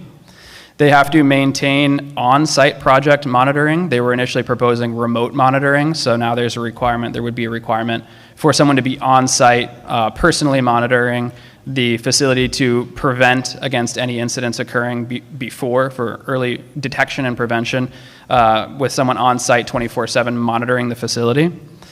There's a program for high school summer internships. The developer would be required to pay $40,000 annually to provide funding for the city to establish and maintain, potentially in partnership with relevant local private companies, a program of paid summer internships for high school students enrolled in schools located in the city of Carson, which internships shall be focused on renewable energy, battery technology, and zero emission systems. There would be a requirement for annual payments in the amount of $25,000 to the city for community gardens at or in partnership with Town Avenue Elementary School. There's would be a requirement for payment of $30,000 annually to the city for use for the Community Services Department's youth sports programming. There would be a requirement for the developer to sponsor the Carson Experience, which is the Olympic Games, LA 28 Olympic Games, in the amount of $100,000 for Olympic Games related events that would occur in the city. There is a requirement that the cost of all emergency response incidents to the property whether that's fire department, a city public safety, or the sheriff, be paid by the developer, and the cost of any increased level of services that the city needs to obtain from county sheriff or county fire need to be paid by the developer. There is a requirement for the developer to pay for a point of purchase, as it's being referred to, for the sale of electricity, which means that for every megawatt of electricity that goes into or out of the battery energy storage system, the developer would be required to pay $1.50 per unit of electricity. There's a requirement for perimeter wall, blast-proof engineered wall 13 feet tall around the property. There's a requirement for investment tax credit participation, which means these facilities are entitled to federal tax credit. And once they get that tax credit, they can turn around and monetize that and make money by selling those tax credits. And the city would be required to get at least 1.5% of those tax credit proceeds that the developer would get. There's a requirement for a bond for decommissioning of the facility. Once the facility runs its useful life, the developer would be required to decommission and remove the facility and post a bond with the city for the removal costs. In the event the developer goes defunct and just doesn't satisfy their obligation to decommission and remove the facility, there would be a bond in place that the city could use to pay to remove the facility itself. And there would be a requirement for 150 union carpenter jobs to be provided, a minimum 150 jobs. And I believe that covers it. Oh, there's an escrow for the emergency response cost. There's an escrow deposit that the developer needs to post in advance so that the city can draw on the costs and not have to pay anything out of pocket for emergency response to the property. What about the home company? How will we, because this LLC could go bankrupt. So is included in this, is it the home company? The home company? Like Ormat. Yeah, not just the one that's local, the one that's overseas. Yeah, it's Ormat. That's the big publicly traded company that would be required to do all these things. And how much is the escrow account? 500,000. That is nothing. That can be increased on the 20th. 500,000. Yeah. Nothing. Anyway, so that's the overview of community benefits. So that's my piece. Thank you.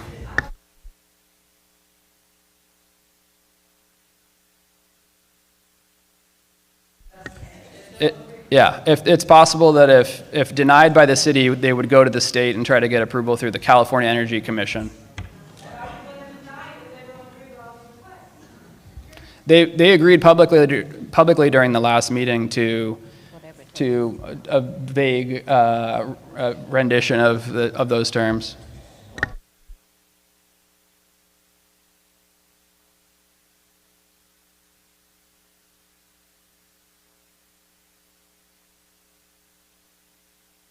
I understand all those monetary benefits that you highlighted for this company, but as an ethical practitioner of law who is representing the Carson residents, how much do you think someone's life and health, just one person, is worth if something tragic happens? Can you put a monetary value to that? Then we shouldn't have even heard how much money they're going to give us to risk one person's life. I grew up in the projects of Wilmington, and when the women had babies, they were supposed to be human babies. It was something that nobody could tell what it was because of those hazards by the refineries. So unless they can tell us how much one life is worth or somebody's health is worth, it's nonsense. Why won't they put that facility in front of the Trump's golf course in PV?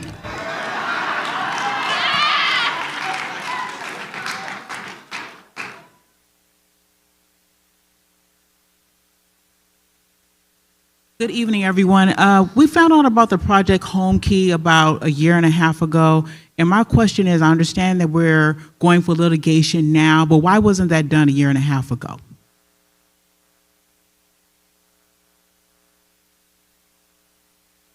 Can't answer that question? Okay. I think that's covered by the history that Mr. Roberts gave about the deception that the city, the deception that was put upon the city by the county. So due to the deception, but even still, knowing that they're not trustworthy, I think that we should have taken some type of legal action instead of waiting until now. I mean, they're moving in June, you know? That's all. Thank you. See, that's the difference in Carson and Torrance. Torrance is not going to care about all that at this point. They'll have 3 buses full headed down to that meeting. Where she's over here still trying to blame her, now it's on us. Because now we know. And then we can't trump the county is here. But what we can do is say this is who we want in there. So we're going to, oh, sorry. So we're going to walk out the door and forget? Or we're going to fill the buses up and tell them who we want in the hotel? And stop blaming the leadership. Now we know. Thank you. It's 8:10. Make it quick. Everyone, make sure you've signed in. It is 8:10, everyone. We want to, there's no more speakers after this one. Because 8:10, we have to be out at 8 o'clock. I have a question for the city attorney. In the event, God forbid, there's a disaster at the BEST facility, is Ormat Technologies parent company Make sure they all sign be in. the responsible party for all liability? Is that going to be a part of the agreement? Yes or no? Yes, sir. Thank you. We have full indemnification. I have one simple thing to say. If all of this came down from the state of California, and the governor is aware of it, if there's 100,000 people in Carson, we need to have at least 10,000 people down there on the 19th. So whatever you gotta do, if you're a taxpayer, you need to be down there and you need to be represented. Thank you. Thank you. Thank you, everyone. Make sure we have your name, your phone number, and all that. Madam? Yes, can I speak? Keisha, just a second. Keisha, make sure we're out front with all the staff getting all the information we need. Who's going to be there at the board? I need you there. So everybody has something to do. Thank you. May I have a moment? Yes. I am a resident of Carson, over 25 years. I went to Town Avenue Elementary School. I am a resident of the Victoria Park neighborhood, just a couple of blocks, just down the street from the battery storage facility. And Speak into the mic. My question is, there was a complaint about not having the Filipino, the Samoan, or the Latino represented here tonight. Como Latina, I want to know, how did you reach out to our communities? Where were the Spanish, the Tagalog, and the Samoan flyers out? Where were the Facebook groups, the community outreach at our churches, at our schools, in our language, to talk about this issue? You can sign me up at the very top, and I will be advocating for and against this project for as long as I need to. Understood? Thank you. 2, we have an athletic LA Galaxy, just a couple of blocks away from that same storage facility. Do you really think that if there is an emergency at that battery storage facility, what effect it will have on our athletes? What would LA Galaxy say about BES happening just down the street from their top grade athletic performers? And of course, the Olympics happening just a few years from now. Okay, let me answer your question. This meeting is about the councilman's district. The councilman's district is 99% African American. There were 10,000 flyers that went out to that community and the schools and everyone else.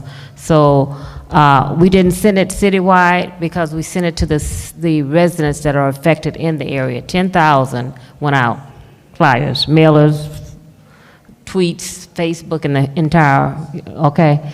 But not everybody's here. 10,000 flyers and we have 300 people. And that's a good showing.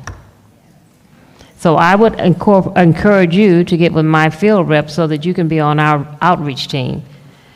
Because Victoria Park has a large Latino population over there. Okay? This, yes.